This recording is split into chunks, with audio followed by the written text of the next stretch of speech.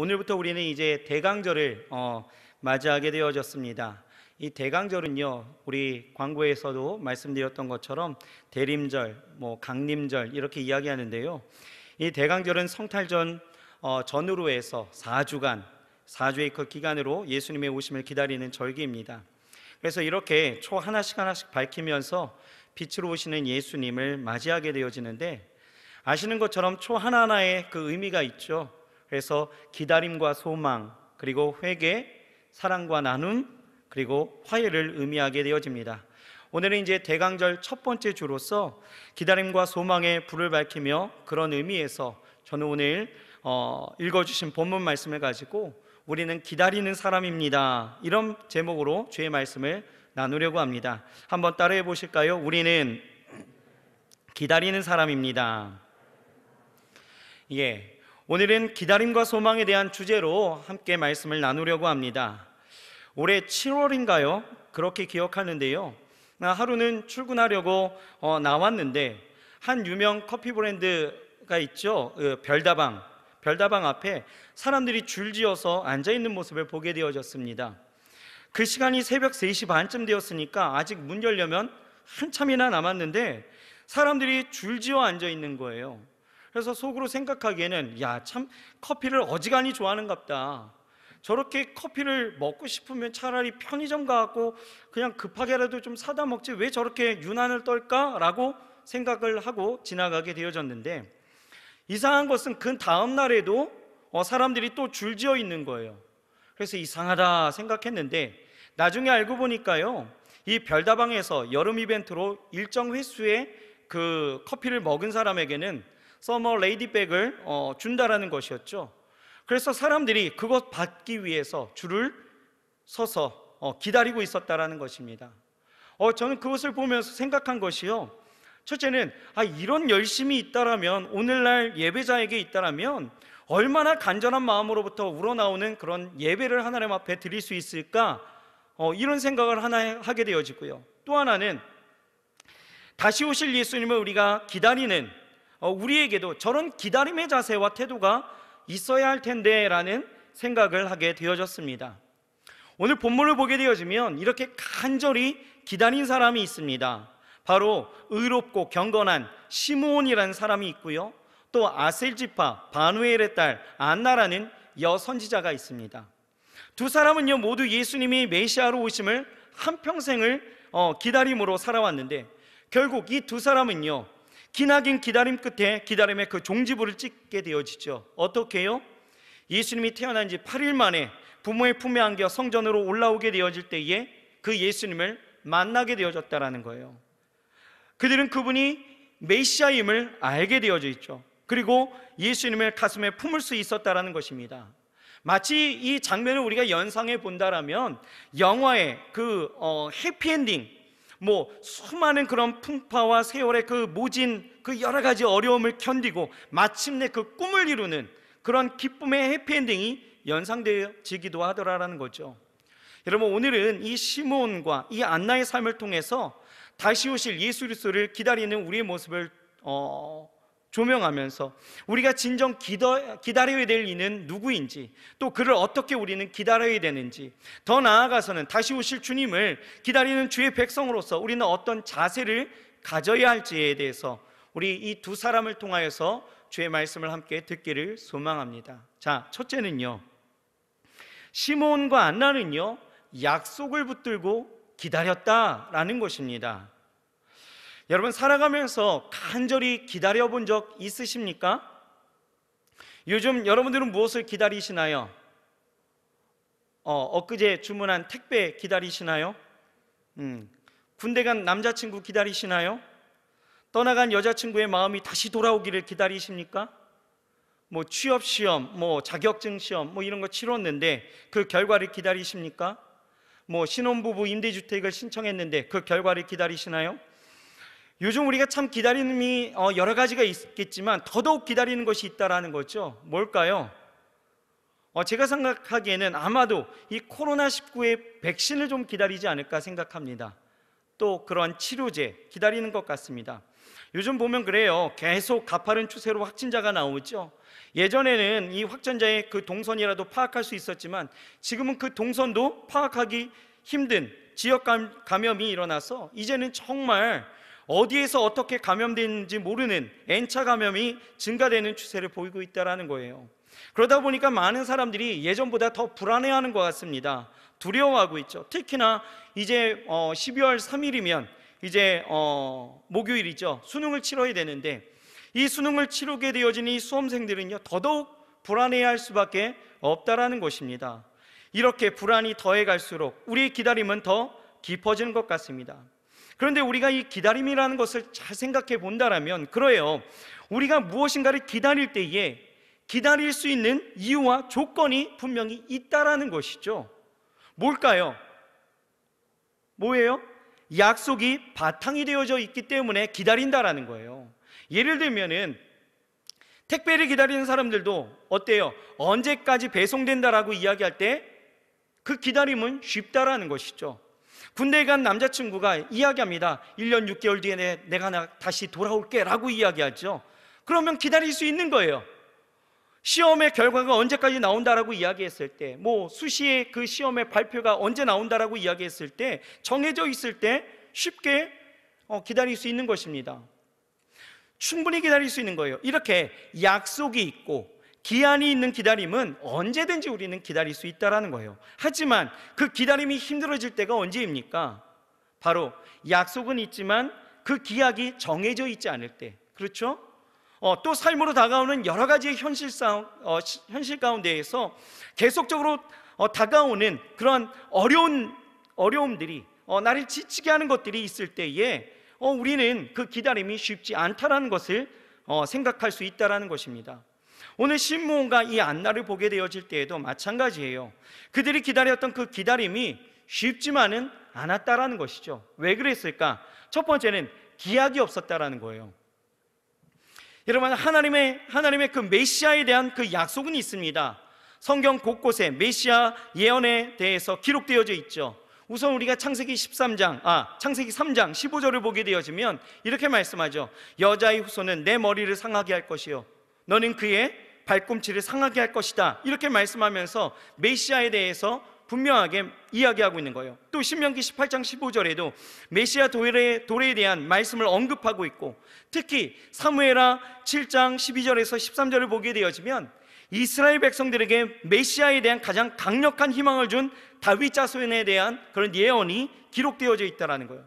즉 다윗 자손이 나타나서 다윗 왕조를 일으켜 영원 무궁토록 다스릴 것이라는 그 예언은 이스라엘에게 있어서 메시아 대망에 대한 결정적인 영향을 끼치게 했다라는 거예요. 또 구약 성경을 보면은 이 메시아에 대한 아주 독특한 예언이 있다라면 이 이사야서 53장이죠.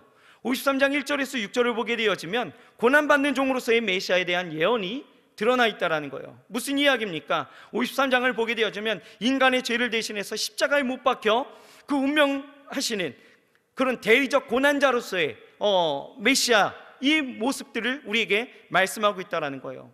이렇게 메시아에 대한 약속은 성경의 곳곳에 드러나 있습니다. 그런데 중요한 것은 뭐가 빠져 있어요? 뭐가요? 언제 어떻게 오실지에 대한 말씀은 없다라는 거예요. 정해진 날이 없죠. 기약이 없습니다. 그러니 기다린다라는 것이 쉽지만은 않았다라는 것이죠. 두 번째, 당시의 상황이요 굉장히 절망적이었다라는 것입니다. 예수님 탄생하시기 전에 그러한 시대적인 모습이요 굉장히 절망적입니다. 오늘 우리가 2장 1절을 한번 보실까요? 2장 1절 성경을 한번 앞으로 가셔서 2장 1절을 보면 이렇게 시작하죠. 이때 가이사 아구스도가 영을 내려 천하로 다 호적하라 하였으니, 이렇게 나와 있죠. 여기서 가이사 아구스도는요 본명이 가이우스 옥타비아누스인데, 이 사람은요 카이사르의 양자로서 굉장히 탁월한 통치 능력을 갖고 있어요. 행정 능력을 갖고 있었습니다. 또 정치력을 갖고 있었어요. 이것을 바탕으로 로마의 새로운 권력자가 되어져서 로마의 절대 권력인 그 황제의 칭호를 처음 맞이하게 했던 사람이 이 가이사 아구스도입니다. 이 사람은요, BC 27년부터 14년까지, AD 14년까지 황제로 재위하면서 로마의 공화정 정치를 황제 독재 정치로 바꾸었던 사람이에요. 그만큼 권력이 대단했죠. 이 가이사 아구스도는요, 독재가 시작되어지면서 그가 했던 것이 정복 사업이었습니다. 그래서 지중해 많은 나라들을 점령하면서 많은 세금들을 다 걷어들이게 되어지죠. 그래서 그가 추구했던 것은 잘 사는 로마예요. 잘 사는 로마. 그것을 만들어서 민심을 얻으려 했다라는 거죠. 그래서 생겨난 것이 우리가 잘 알고 있는 경기장 문화이죠. 콜로세움 같은 그런 경기장 문화입니다. 그래서 수많은 사람들을 다 모아놓고 재미있는 것을 보여주고 또 먹을 것을 먹여주면서 사람들이 그 민심을 사게 되어지는 거죠. 그래서 권력을 유지하기 위해서 지금 그런 필요한 것이 뭐다? 돈이다라는 거예요. 이 자금을 세금으로 걷기 위해서 이 가이사 아구스도는요, 천하의 호정령을 내려서 세금을 걷었다라는 거예요. 이런 배경을 토대로 우리가 알 수 있는 것이 바로 무엇입니까? 로마는요, 끊임없이 이스라엘을 압박하고 압제하고 그 그늘 아래에서 굉장히 어렵게 그 시절을 보내게 만들었다라는 거예요. 당시 이스라엘은요, 외부적인 이런 요소뿐만 아니라 내부적으로도 심한 갈등이 있었다라는 것이죠. 지도층이었던 이 사두개파는요, 자신들의 그 이익을 위해서 로마 권력층에 빌붙어 살았습니다. 또 바리새파는요, 자신들만의 그 경건함을 주장하면서 율법을 지키지 못한 사람들에 대해서는 어떻게 해요? 정죄하고 저들에 대해서는 아예 상종조차를 하지 않았다라는 거예요. 에스네파 사람들은요, 어떻습니까? 이것 보고 이것저것 다 보기 싫다라는 거죠. 그러면서 은둔 생활에 들어가 버렸다는 거예요. 그렇다면 여러분, 버려진 민중, 이 아무도 위로하지 않는 민중, 밟히면 밟히는 대로, 찍히면 찍히는 대로 살 수밖에 없었던 그 민중에겐 그들을 대변해 줄 그 어떤 것도 없었다라는 것이죠. 그러니 그 삶이라는 것이 얼마나 어려웠겠습니까? 역사적으로 봐도 말라기 선지자 이후에 400년간 이 희망의 메시지는 들려오지 않았다라는 거예요. 어디를 보아도 희망이 없었던 시절을 보게 되어지는 것이죠. 이런 세월로 인해서 오늘 성경을 보게 되어지면요, 이 시므온에 대해서 뭐라고 이야기합니까? 그는 자신의 그 마음속에 평안함이 없었다, 이렇게 이야기하는 거예요.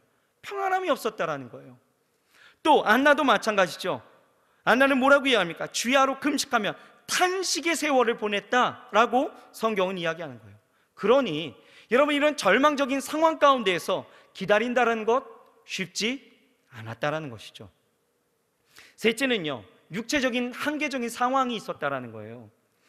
오늘 시므온과 그 안나의 나이를 우리가 살펴보면요, 그렇습니다. 먼저 시므온은요, 어떤 학자들이 이야기하기를 100세 혹은 90세를 넘겼을 것이다, 이렇게 추측을 하게 되어집니다. 또 안나는요, 오늘 성경을 보게 되어지면 남편과 몇 년을 살았어요? 7년을 살았습니다. 7년을 살고 무려 84년이라는 시간을 과부로 홀로 살았다라는 거예요. 여러분, 나이만 보더라도 지금 어때요? 100세가 훌쩍 뛰어넘은 상황이죠.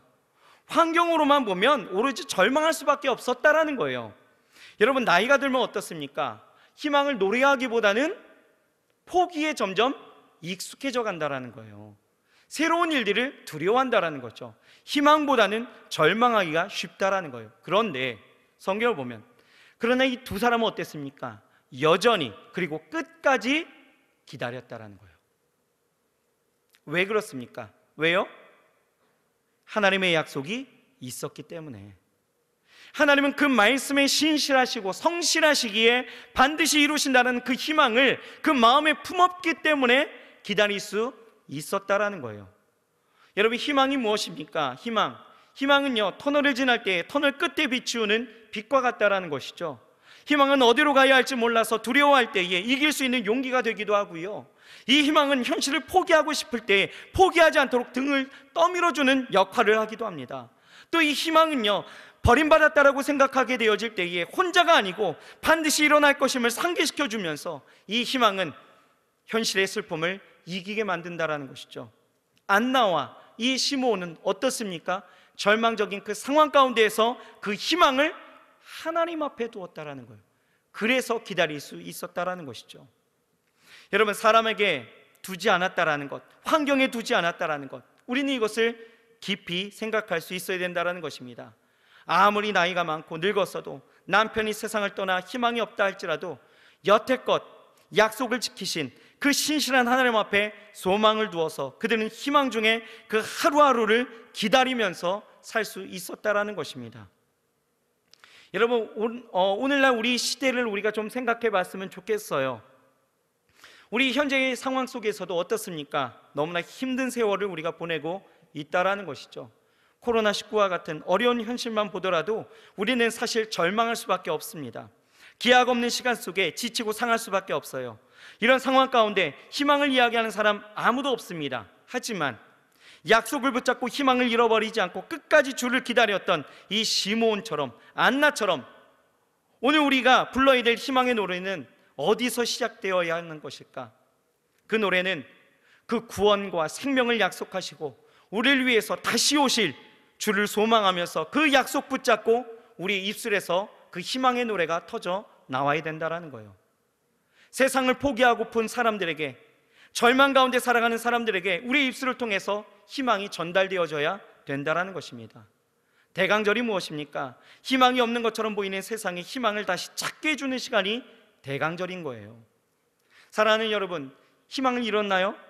희망을 어디에 두셨습니까? 오늘 우리는 다시 한번 우리의 희망, 우리의 소망을 하나님 앞에 두고 그 약속을 붙잡고 살아갈 수 있는 우리의 모습들이 있어야 된다는 것이죠. 시므온이, 안나가 그 약속을 붙잡고 그 한 날 한 날을 예수님을 기다리면서 살아갈 수 있었던 것처럼, 메시아를 기다리며 그 구원자를 기다리며 살아갈 수 있었던 것처럼, 여러분, 다시 오실 예수님을 우리가 기다리는 삶의 자세와 태도는 어디에 있어야 되느냐? 약속을 붙잡음과 하나님을 소망하는 가운데 주 안에 희망이 있음을 우리가 노래하면서 우리는 이 한 날 한 날을 살아갈 수 있어야 된다는 것입니다. 이 대강절에, 이 첫 줄에 우리가 생각해야 되는 것, 이 기다림이라는 것은 어디에 있어요? 약속을 붙잡는 것에서부터 시작한다라는 것입니다. 여러분, 우리는 기다리는 사람들입니다. 삶 속에서 약속을 붙들고 여전히 바뀌지 않는 상황일지라도, 내 한계가 드러나서 자포자기하고 싶은 그 마음이 들지라도 우리는 주를 소망하면서 그 주의 구원과 주의 도우심에 그 희망을 품고 이 한 날 한 날을 살아갈 수 있는 그런 삶의 자세와 태도가 분명히 있어야 될 줄 믿습니다. 둘째로, 안나와 시므온은요, 언제든지 메시아를 맞이할 수 있도록 준비하며 살았다라는 거예요.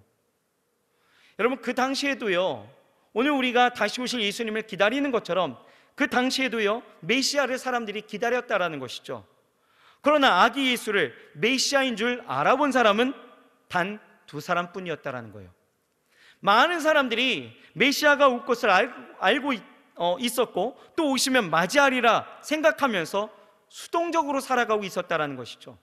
재미있는 사실은요, 이 2사람의 기다림을 나타내는 동사가요, 수동형이 아니었다라는 거예요. 기다림, 이 기다림이라는 단어의 모양은요, 수동형이죠. 오면 만나지는 거예요. 그러나 2사람이 기다린 이 기다림은요, 수동형이 아니라 능동형으로 쓰여졌다라는 거예요. 무슨 얘기냐? 메시아가 오실 것을 능동적으로 준비하면서 나아갔다라는 것이죠. 본문 25절 우리가 한번 보십시다. 본문 2장 25절을 보면요, 시므온은요 뭐라고 이야기합니까? 의롭고 경건하여 이스라엘의 위로를 기다린 자다라고 말씀하고 있죠. 오실 메시아를 위해서 기다립니다. 그런데 어떻게 기다렸어요? 어떻게 살았습니까? 준비하면서 살았어요. 어떤 준비요? 첫째는 그는 의롭게 살았다라는 거예요. 의롭다라는 뜻은 무엇입니까? 시므온이 하나님의 법을 따라 이웃에게 할 도리를 다 하고 살았다라는 의미예요. 즉 하나님의 공의와 사랑을 실천한 사람이죠. 로마의 그 압자에서 사람들의 사랑은 시들고 이 부정부패가 만연했어도 이 시므온은요 그 말씀대로 이웃을 향한 의를 실천하면서 살았다라는 것입니다.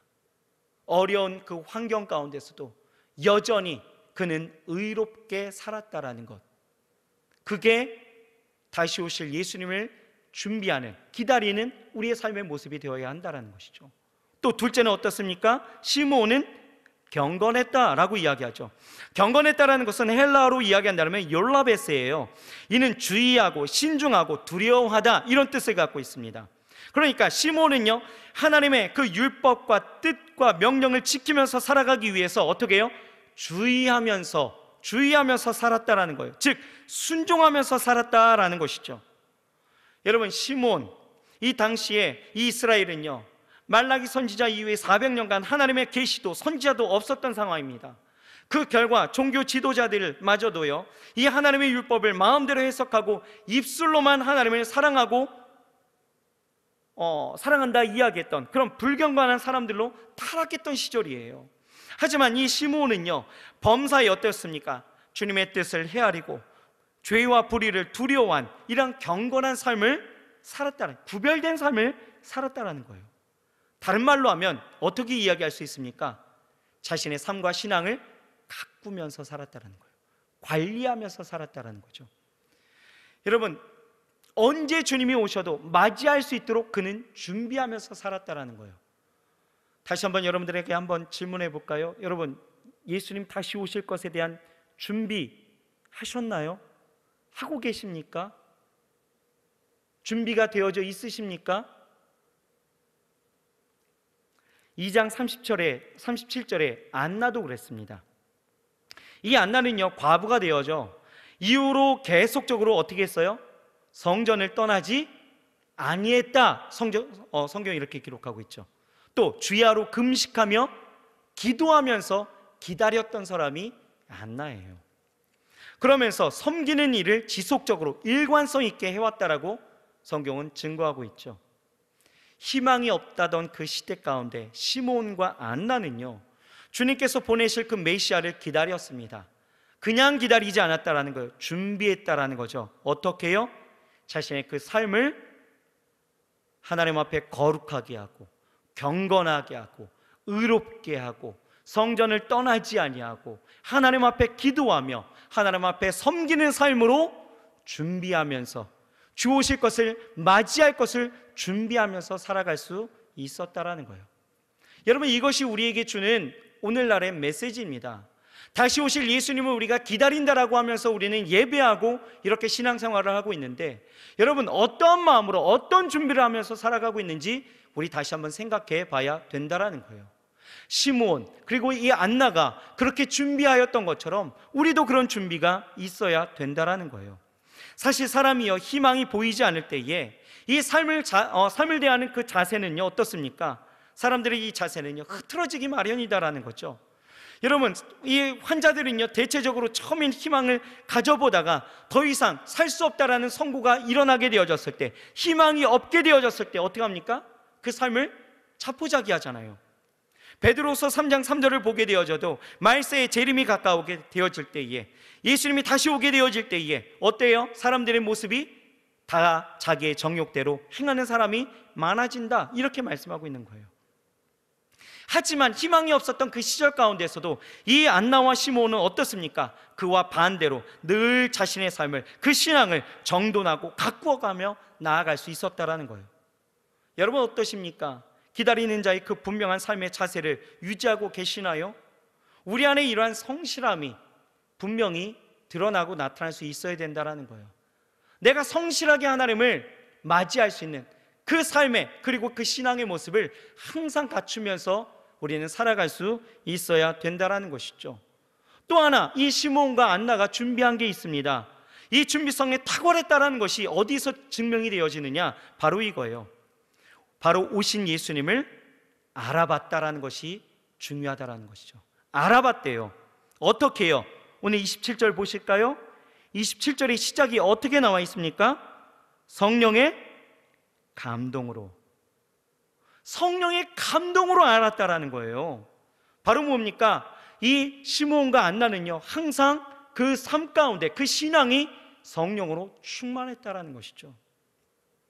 성령 충만입니다. 여러분, 우리가 주를 기다리는 자세는 두 가지인 거예요. 그래서 첫째는 삶으로는 경건하고 또한 거룩한 이런 분별된 삶을 살아가면서 하나님의 말씀에 순종하는 삶을 택해야 되는 것이고, 두 번째는 뭐예요?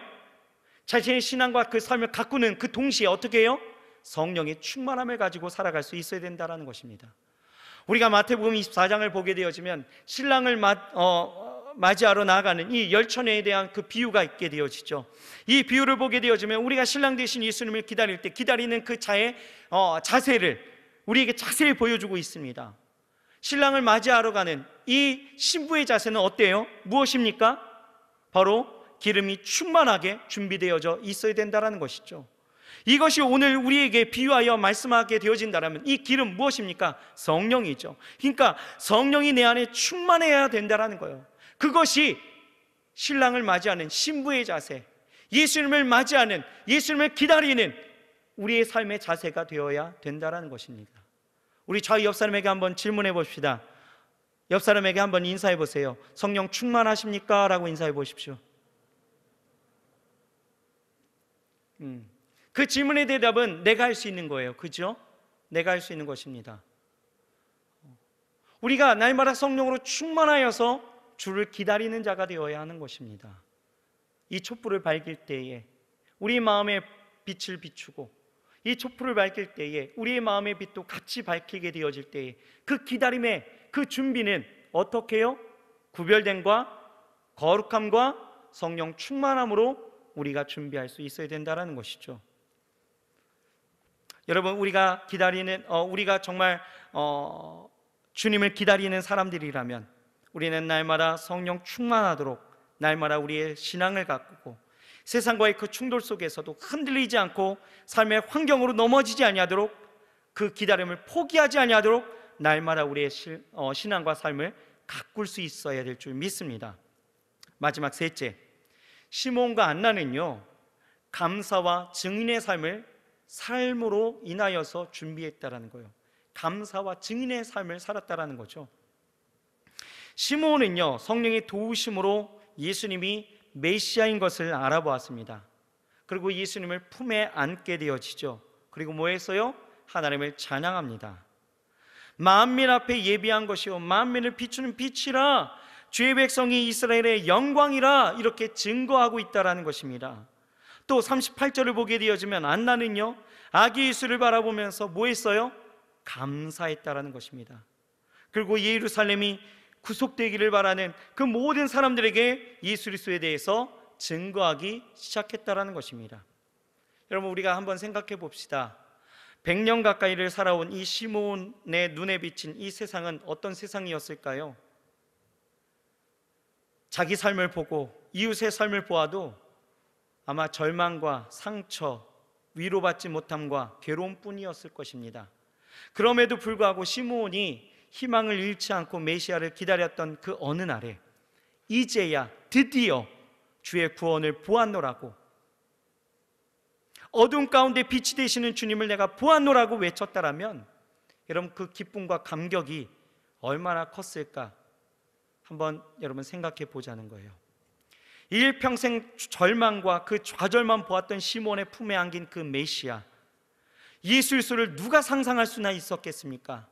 그랬기에 이 시몬은요, 얼마나 정말 그 감격적으로 주님을 만나고 그 주님을 그렇게 찬양할 수밖에 없었다라는 거예요. 또 이 안나는요, 얼마나 감격적으로 주님을 만났겠습니까? 주의 구원을 보았다라고 외치는 이 안나의 음성은요, 우리가 그리 낯설지만은 않다라는 것이, 우리가 성경을 보게 되어지면 마치 이런 거죠. 남편이 5이나 있었지만 인생의 그 갈증 속에 헤매었던 이 사마리아의 그 수가성의 한 여인이 예수님을 만나고 내가 주의 그 구원을 보았노라고 외치는 그 감격, 그런 감동과 그 감격과 비단 다를 바는 아니었다는 거죠. 엄청난 감격과 기쁨이었을 것입니다. 여러분, 우리가 한번 우리의 삶에 적용해 보죠. 여러분, 주를 만난 그 감격과 감동 여러분 갖고 계십니까? 아무리 보아도 정말 구원받을 자격이 없는 우리의 모습이에요. 버려져 아무도 돌아보지 않는 나를 찾아오신 주님, 조건도 이유도 없이 찾아오시되 독생자 예수 그리스도를 죽이시기까지 사랑하셨던 그 사랑의 하나님을 내가 만났다라면, 여러분, 그 감격과 감동을 내가 가지고 있다면 우리는 어떻게 살아가야 될까? 기다리는 자가 어떻게 살아가야 될까를 우리는 답을 찾을 수가 있다는 것이죠. 어떻게 해요? 가만히 있지는 않는다라는 것이죠. 마음껏 하나님을 찬송할 수밖에 없게 되어지고 마음껏 하나님을 자랑하게 되어지는 것이고 그 입술을 다하여서 정말 다른 사람들에게 증거하는 삶이 되어지지 않을까라는 것입니다. 우리가 전도하는 것, 그리고 다른 사람에게 주의 복음을 증거하는 것, 여러분 이것에 대해서 머뭇머뭇거린다라고 이야기한다라면, 생각되어진다라면, 그런 모습을 내가 보게 되어진다라면 왜 그럴까라는 것을 생각해 보면 딱 한 가지예요. 무엇일까? 구원의 그 감격과 감동을 내가 잃어버렸다라는 것이죠. 여러분, 우리 기다리는 사람들입니다. 기다리는 사람들에게 있어서 가장 있어야 될 것 무엇일까요? 바로 이 감격과 감동입니다. 내가 주를 보았노라고, 내가 주를 만났노라고, 그 만난 예수님이 다시 오실 것이라는 그 기대함 속에서 우리는 그 만남의 그 감동과 그 감격을 증거하면서, 그리고 그것에 감사하면서 찬송하면서 살아갈 수 있어야 된다라는 것이죠. 여러분, 감사와 증인으로서 사는 것, 이거 어렵지 않습니다. 복잡하지 않아요. 우리는 먼저 어떻게 할 수 있느냐? 여러분, 낙담과 탄식의 자리에서 일어나십시오. 내 인생을 찾아와서 구원하고 인도하실 그 주님의 이름으로 우리는 다시 딛고 일어서면 된다라는 것입니다. 절망과 낙담을 중단하라는 거예요. 삶을 포기하겠다는 생각, 이제는 좀 그만두어야 된다라는 것이죠. 내게도 빛과 희망이 되어주실 그 주님의 손을 붙잡고 우리에게 둘러싼 그 어두움을 뚫고 나아가야 된다라는 것입니다. 바로 그것이 주를 증거하는 삶이 되어진다라는 것입니다. 그리고 그 모습이 고난당하는 많은 사람들에게 위로가 되어질 수 있다라는 것이죠. 여러분, 말씀을 좀 정리하고자 합니다. 우리는 이 대강절, 이제 예수님이 오실 것을 우리는 기뻐하는 이 성탄절을 맞이하는 우리 모습 속에 우리는 기다리는 자로 어떻게 서야 할지를 좀 생각해 봐야 합니다. 우리는 그냥 아무렇게나 이 성탄절을 맞이해서는 안 됩니다. 세상 사람들도요, 이 성탄절을 다 기뻐해요. 의미 없이 기뻐하죠. 우리는 이 촛불을 밝히면서 그 의미를 좀 생각하고, 그리고 진짜 우리가 다시 오실 예수님을 기다리는, 마라나타 예수여 오시옵소서 라고 고백하며 기다리는 사람들이라면 그 기다림에 대한 그 의미와 그리고 기다리는 자의 그 마음을 다시 한번 새기면서 나아갈 수 있어야 된다는 것입니다. 대강절 첫 번째 주입니다. 기다림과 소망이죠. 어떻게 기다려야 될까요? 약속을 붙들고 기다리는 거예요. 약속을 붙들고 기다려야 합니다. 어떤 상황 속에서도 여러분 그 약속이 있다면 우리는 기다릴 수 있는 것이죠. 또 우리는 어떻게 기다려요? 준비하면서 기다리는 거죠. 날마다 우리의 삶을 거룩하고 구별되이, 그리고 우리의 삶 가운데 무엇보다도 성령 충만하게 우리의 삶을 날마다 이끌며 우리의 삶과 그 신앙을 잘 감검하면서 우리는 다시 오실 예수님을 준비하면서 살아갈 수 있어야 된다는 것입니다. 그리고 마지막은 어떻게 해요? 내가 예수님을 만났다라면 그 구원의 감격과 그 기쁨의 그 감동이 사라지지 아니하도록 다시 오실 예수님이 그 오시기까지 우리는 그 감동을 어떻게 해요? 감사하고 전하는 사람으로서 살아갈 수 있어야 된다는 것입니다. 이 세 가지를 우리가 잘 준비하면서 살아갈 때에 우리는 기다리는 자들로서 우리는 온전한 그 하나님의 은혜를 바라면서 나아가는 그러한 삶이 되어질 줄 믿습니다. 바라기는 우리 사랑하는 청년들 그리고 우리 성도님들 하나님 안에서 믿음으로